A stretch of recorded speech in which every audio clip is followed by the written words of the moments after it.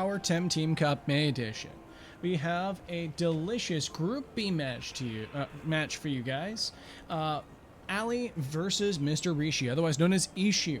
Now, Allie almost needs no introduction. She is one of the Smork queens of TemTem, definitely one of the people that's kept aggro in her heart and has honed it very effectively. Very willing to make strong and large plays against people in order to take advantage of comparatively unimposing builds in terms of just no-holds-barred aggression. She will go hard and go fast. In the meantime, Mr. Rishi, the man of over 2,000 wins, one of the longest and largest competitive streaks in TemTem, and certainly one of the hardest ladder grinders that I know, always willing to try something new and throw more things at the wall. There's no real telling precisely what he will be bringing to this. In fact, one might even say he might not even know what he's bringing to this. He keeps everybody on their toes, so that should be very interesting to see. It shouldn't be very long before both of our contestants are up into their next match. That's going to be really fun to bear witness to, obviously. I do expect generally like wins and digitals out of Allie. Those are her two types of choice. OCR always a strong thing to see on aggro teams. I know that Rishi tends to have a guys on his team, tends to have a couple toxics. Occasionally we see a Gallus in there. We saw a Gallus last week. We might still see the Gallus. I know he's fond of his size munch as well. There's a lot of separate options that we could see on his team. Not entirely sure what we're going to wind up seeing there. I do think, however, it's going to be an interesting overall matchup, though, given the fact that mid-range into aggro isn't a matchup that's necessarily set in stone, and I don't genuinely know how aggressive Rishi's team's going to be in sort of the wake of Allie. Will Allie sort of falter into the bulwark that Rishi sets up there? If he does, will there be some outmaneuvering in play? Will Allie just stomp all over Rishi? Who knows? We'll know in no small period of time. Both of our contestants are just inviting each other now, so we will be getting into our match shortly. Just gonna wait a little bit for our fine folks there to invite. It appears that Allie will be taking the first invite, and there we go. We are in game.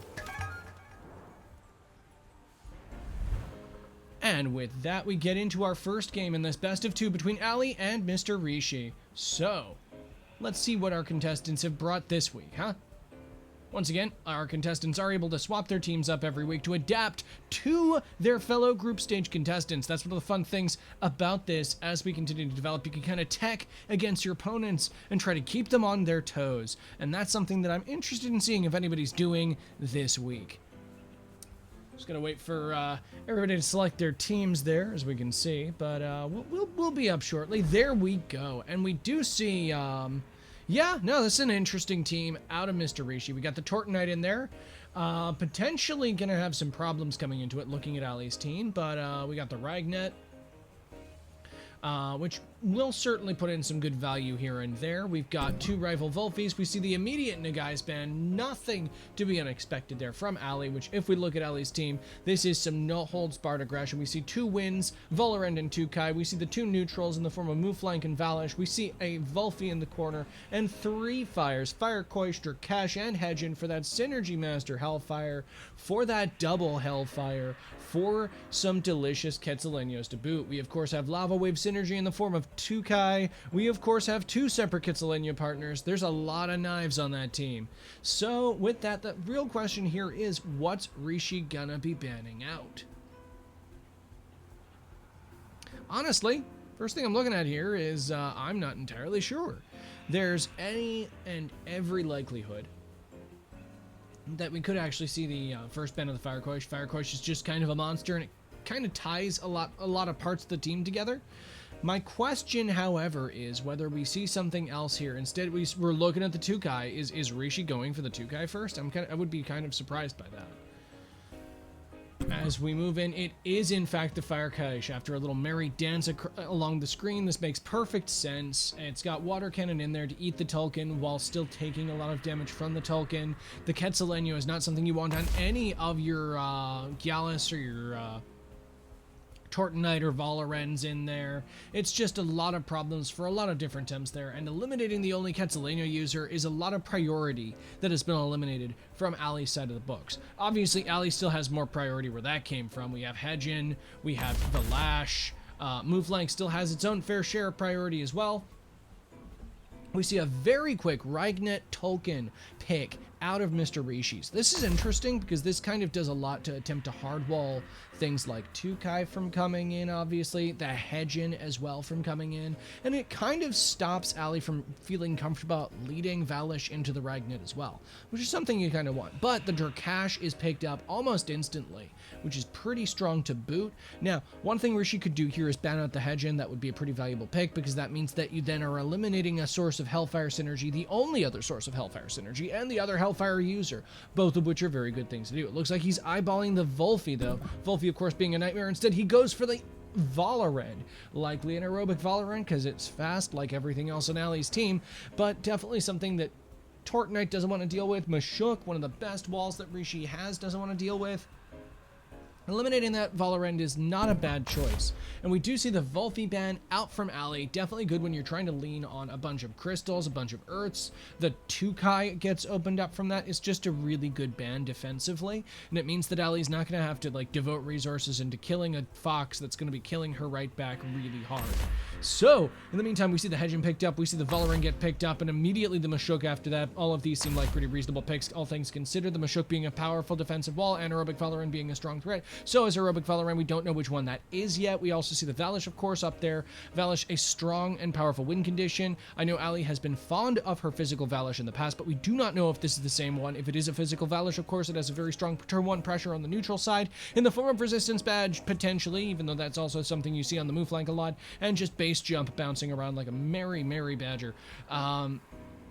On top of that, we have Crystal Bite and Sharp Steps if it is physical. In the meantime, if it's, of course, special, then we have the threat of Madness buff alongside Scavenger, making it just an absolute powerhouse. We see the Volfi picked up as our final slot there, meaning that the Tortonite just has so little space to perform here. I think that there's no way in any universe you pick Tortonite into 2 fires and an earth.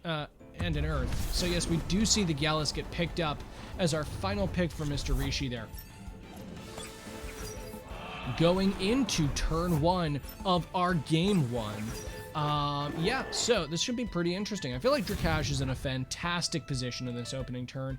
Having the Mud Shower to be able to threaten in things on Rishi's side. Yes, the Valoren's there as a potential foil to that, but you can't protect both slots, and the Tolkien's still probably going to take more from that than you want. In the meantime, I don't actually see too much of a problem for either the Volfi or the Valash to actually come in here. The Volfi coming in would still be pretty powerful. I don't see Hedgen being able to come in this turn, so it could be that actually we just see some like Hurrywart Goring action in here alongside Mud Shower. Like a combination of those. We actually see the cage come down. I never expect this out of Hurrywart, but we've seen tons more of it as the Reignet is caught with its trousers down thanks to that immediate turn 1 cage, thanks to the Hurrywart, meaning we see almost 60% of Reignet's HP go down to a single Mud Shower as the Wind Burst tries to come down in retaliation, only getting the move flank down to 57% thanks to the hand fan off of the Tolkien. So definitely a powerful first set of opening salvos there from both Allie and Rishi. I think Allie definitely won out on that one, trapping the Reignet to almost assuredly take it down this turn with barely any recourse available is pretty strong there, and I think you're kind of content getting like a Goring in on the Tolkien in exchange for the move flank's life. Like, you come out of that looking pretty reasonable. Yes, it's still a 1-to-1 trade, but the Tolkien is the primary defensive resist against a lot of these fire attacks. So we do see the Goring come down. It hits right into the Tolkien there. The Tornado slaps back. Is this going to be enough to take it out? It looks like it might very well be, and it's just not enough. 3.6%. The move flank lives, meaning that this trade is very much in Allie's favor as the Reignet goes down to a Mud Shower. Wow. Okay, so that was an action-packed first set of turns right there. This aggression is certainly coming in strong, and importantly, it's supported by some pretty reasonable spreads, as we see by this move flank living all of those hits. Very important. So, In the meantime, looking at what Rishi's going to want to bring in here, yeah, no, Mashuk is kind of the obvious choice. You want that melee getting in there and scaring the bejesus out of our Drakash here, which amongst all of the other things that it's good at, one of the things it's really not good at is withstanding being punched in the face. And there's no defensive item on this one. Allie, of course, seeing defensive items as a form of cowardice, and instead we see the iron coating. This means that if this Drakash gets punched in the face, that uppercut's probably going to do like 60% at the very least, depending on the spread that we see here. It could even be closer to a one-shot, being like 80%, depending on the actual offensive spread of this Mashuk. We could still see, of course, Allie double down into this, but I kind of don't see that as the better outcome here when we have the Hedge-in so immediately available. Still, though, it's entirely possible with the Hedge-in in the back that Hanabi is just considered to have done its job here as a Drakash and is willing to take a couple hits to allow Allie the ability to reposition. We see another cage come down, so that's definitely the thought here. As the Fire Tornado comes down next into the Mashuk, doing a staggering amount of damage to it before all said and done, expecting the double in onto the Drakash, but instead we do still see the move flank fall. Yeah, honestly, that makes more sense, seeing the Drakash sort of go down there to the second volley, and seeing the move flank just go down before it can get any more value off, with move flank just constantly throwing out these frustrating utility moves. The cage being doubly useful this game, as now a double Hellfire is staring things down here alongside a harmful microwaves. Harmful microwaves and a mud shower onto this Mashuk might very well take it down before it's able to act, depending on how fast Rishi is. Of course, the double screen could do a lot to keep it safe, but there's only so much that's likely to keep it safe. In the meantime, I'm curious as to what this Tulkun is going to be able to do on this predominantly fire board with so little stamina. A wind burst, I don't think is going to be the turning point, although it's...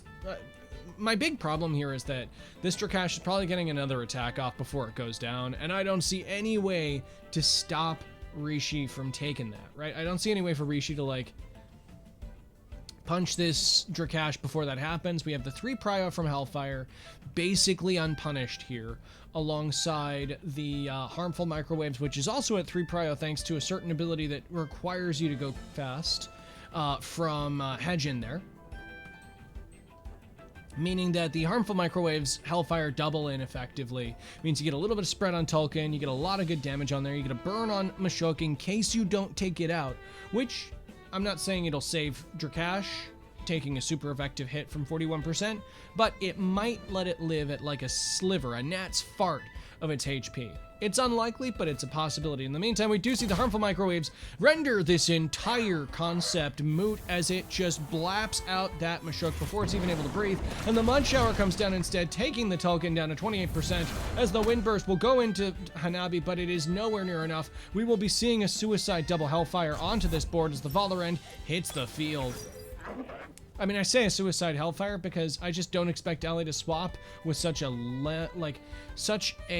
dead Drakash, a dead cache, if you will, at 8.4% HP, 14.3% stamina, with full HP things in the bag, not wanting to take the swap-ins. It makes more sense for her to double down into this and just go for a double Hellfire, which is precisely what we see. The first Hellfire smashing in there, actually doing a ton of damage to the Tulkun in the process. Hanabi going for the other one there. The Aloe Vera really giving us value as we see the Valorant go down to 39%, and the Tulkun go down to the combined fire of both of these Tems. The Drakash goes down to the overexertion, but I think that's money well spent there in terms of the HP, as the Nox Bomb goes into the comparatively resistant Hedge-in, just trying to get those Aero procs up before the damage is done, but the damage has been done, and you're down to 33%. With a burn on this Valorant as well, it's looking like free real estate for Allie, as the Gyalis comes out and only has turn 1 a double gash to try to punish this potential madness buff. If this is a madness buff, there's every likelihood that it could also be, of course, a base jump just rocketing into the Gyalis spot. That combined with another harmful microwaves at an overexertion would be pretty devastating. We could just see Allie rest. Actually, no. Allie I could have sworn you overexerted. Never mind, a Fire Tornado is going to come careening in onto this mirroring Gyalis, I'm assuming. Yo! The combination combination of the mirroring and the overexertion, absolutely devastating Hedgen, showing us what 40% chip does alongside a hard overexertion to such a Temtem as Hedgen. That was an absurd amount of damage, taking that Hedgen from almost full health to 13.7%. Dang, Rishi taps out there, seeing no way to get out of that. A truly impressive battle between those two. Whoop. Nobody saw that. Apologies for that. A truly devastating battle between both of these two. Just very impressive to see. It looks like we'll be going straight into our next one as well. Both of our players champing at the bit. We'll spectate Rishi's side this time as we see how he's going to try to take this back. They're already in game, taking no time as we get straight into our next game. So here we are in game 2 between Mr. Rishi and Allie. Allie having taken game 1. And yeah, no, my big question here is, how does Rishi turn this around in game 2? There's a lot of aggression facing this board. I think the Fire Koish ban is really important there. We see the Hedgen ban first, allowing the Fire Koish through in first picks is a little risky in comparison. I'm wondering if that's perhaps a little reflexive there, given the fact that the Fire Koish was still a very solid ban in the first phase of this. I'm just worried that that might mean that Rishi just gets a Koish Muflank lead or a Koish Valish lead in his face unless he is very particular about how he sets up his opener. If he, like, I feel like you kind of need Mashuk in that scenario. A ban of Hedgen would suggest that he wants to lead Mashuk. Like a Mashuk Volfi could do a lot to try to stymie this, or Mashuk Vola. I'm just very concerned about what that would wind up doing. Mashuk Ragnet. Mashuk Ragnet's the other one there. The counter pick there obviously being the sort of thing that could really help out for that. But of course, the thing to bear in mind is that Rishi has counter pick. Rishi can adapt that second pick based on what Allie goes for. So Allie can't really afford to lock herself in to a disadvantageous matchup unless she wants to lose a ton of early momentum, which is kind of what aggression like thrives on in this game. You saw how few swaps happened with Allie in the past game, just constantly dishing out damage and being in a position where she can keep dishing out damage. So we do see the first ban of Hedgen pay off, as instead we see double wins go into this. Tukai Volarend into a Ragnet, kind of an awkward draft there from Allie in our game 2 on orange side, but maybe these bans will help it turn a bit more right side up. Obviously the Volarend's still very powerful into the Mashuk, but the Electro Punch is looking hungrily at both of these Tems, and Tukai certainly doesn't appreciate staring down a Ragnet. So it's going to be important for Allie to get this next ban. We see the Volfi ban. This makes a ton of sense. It means that you can be a bit more freeform with your wins, first off, and second off, you have like all of these fires in the back to still throw a ton of pressure out there. We see the second ban of the Valish in the back for Rishi. That's a ton of pressure eased off there, but we still have Fire Koish move flank. We still have a Drakash there for Synergy Master Hellfire. All three of these things are looking pretty devastating into the team, disregarding the Volfi, which is still, of course, free and available and very problematic if you want to try doing anything involving Tortonite. I just feel like Tortonite's dead this game. But there's no reason why you wouldn't go Gyalis Tolkien, which is precisely what Rishi goes for. And yeah, no, that seems pretty comfortable here, obviously. The Tolkien doing tons into the toxic side. Not that we're seeing as much of that, but also doing a lot to weather these fire attacks. We see, of course, the Drakash being last picked out of Allie. As we go into our second game here, right, so disadvantageous opener for Allie. Obviously, you don't want to keep your Tukai in against a Ragnet unless you know it's not going to live to click that Electro Punch button. So let's look at our potential swaps. Looking at our potential swaps, we have this Drakash. Now, obviously, Drakash gets punched in the face and doesn't appreciate it, but we've seen that Drakash can afford to be punched in the face at least once by a Mashuk. Move Flank is, of course, the other pretty comfortable swap into that spot, being able to take a significant amount of punishment without necessarily having to worry about it. Alternately, what we could just see here is damn the Ragnet, go a Lola-style aggro into this, and just charge headlong into Mashuk as hard as possible. It's definitely an opportunity that's open to Allie that would not be necessarily a bad concept to go for, because then it's like, you're not slowing down, you're not easing up, you don't necessarily need the Tukai for all that much. It's still there to absorb things, obviously, and the wind damage is good, but I feel like you just want to be very careful about when you take that down. If they wind up actually going for this right now, if Allie just keeps the Tukai in and just doubles in the Mashuk spot, we can assume that that's after she's properly assessed that it's a fair trade trying to double into the Mashuk slot as hard as possible and let the Ragnet just hammer into it. And that's precisely what we see as the Feather Gatling goes into this Mashuk, which is still parrier. We see the aerobic proc happen there, as indeed the uppercut goes down, anticipating the Drakash. Is this, however, a double in that appropriately accommodates the potentials of Allie here? And it is. We see the taser almost meaningless into the Electro Punch that just wipes this Tukai off the board. 4 times hit onto a frail Tem like Tukai, not happening. The Drakash gets a free swap instead, and it's looking very happy with this free swap. Yep, it looks like Allie was fine sacrificing sacrificing her Tukai for most of Mashuk's health there, and a free swap in for Drakash. The free swap being a bit more important there, in my opinion, going into this, because like the last thing you want to do inside that is have extra chip damage on your Tems that are actually meaningful that you're trying to get in on the board. So, in the meantime, though, Rishi's not looking in too bad a spot here. You do want to reposition on Ragnet, but you do know you survive at least one of those hits. Mashuk probably goes down here, but I think you probably just try to gamble. Oh, no. HKS is coming at your face. You obviously want to reposition there. Tolkien's pretty easy to swap in on that side, though. Allie actually repositions with the Valorant, though, moving in with the move flank, looking to potentially catch Rishi off guard, as the Mashuk does swap for the Tolkien as anticipated. So this Tolkien getting the heater off is obviously a very valuable thing.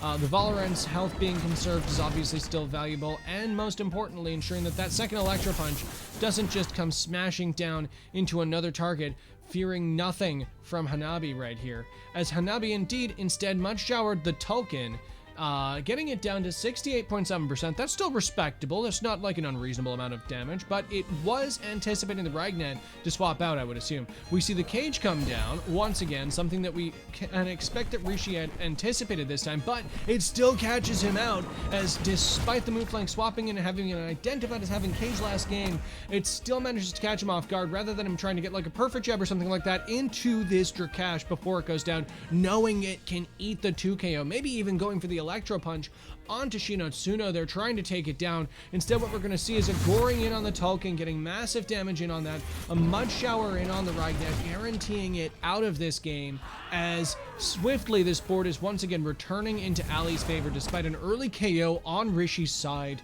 It looks like that early KO was kind of a little bit of a trap, locking into place, letting Allie get the board position she actually wanted here, and she's certainly running away with it. The Mashuk can't really come back in safely on this board now, because it's just the sheer raw speed of Allie in this instance, but we will see the Gallus hit the field, potentially looking to try to snipe a KO onto this Drakash with a double gash. The problem is, I'm not sure if that's actually going to manage to do that before that juicy fire tornado comes out again, unless this is a massive bait. It could be a massive bait, or alternately Rishi could just be appropriately assessing that this move flank will probably be trying to finish this Tolkien or whatever, or damage whatever comes into that slot, and is looking to take the Gallus, take the fire tornado onto Gallus, using its mirroring through the fact that it's got camo mirror. So we do see the move flank actually bounce, as we see the, oh goodness, as we see a Synergy Master Hellfire hit the board, with Suika, the Fire Quench, hitting as well, as the Hellfire from that takes Gallus down to 23%. That is a massive amount of mirroring damage that will cost this Drakash its life, but this means an almost free reposition into move flank. The double gash doing a bit of chip damage to this Fire Quench without necessarily doing enough is my concern there. Like, obviously, you know, you work with what you're given as a Gallus, but oof, that's not the board that you want there. And more importantly, I don't see a single swap in that's going to feel comfortable with a base jump Ketsa coming in from this side of the board. We can see how quickly the HP bars have just vanished on Rishi's side. He still has Tem advantage, but it's by an actual technicality here, as if we look at HP totals, it is certainly favoring Allie at this moment in time.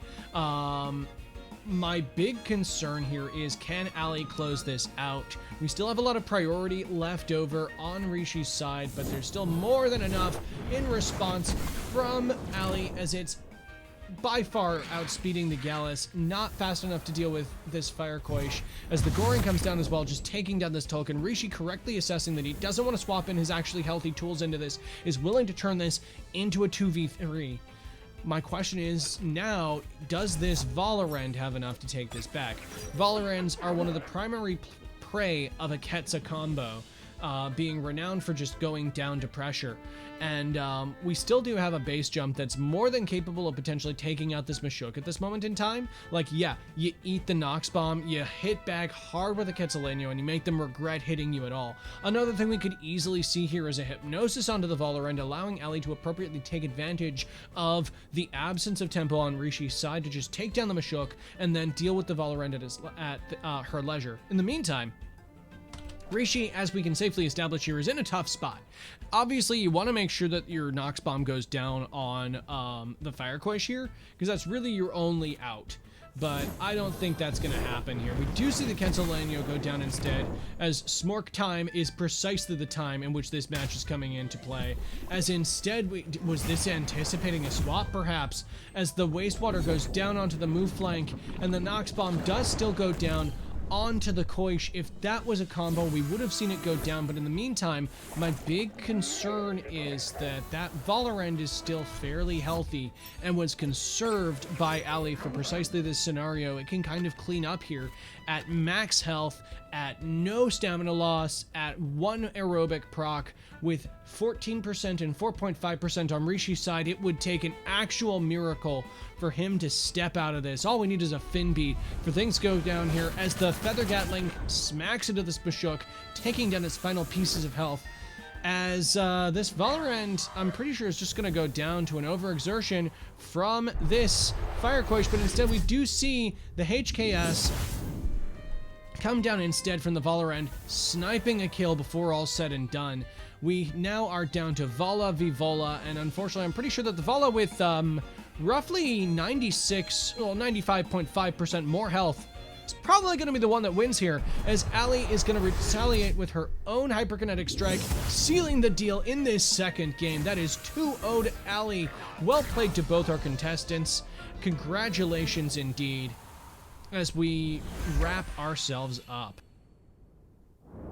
I'd like to thank everybody again for coming to this. These have been some fantastic games. This is technically the first of our Friday extravaganza, depending on your time zone. So if you got in here early and caught the show, then congratulations to you. These were some pretty fun things. Obviously, devastating aggression out from Allie.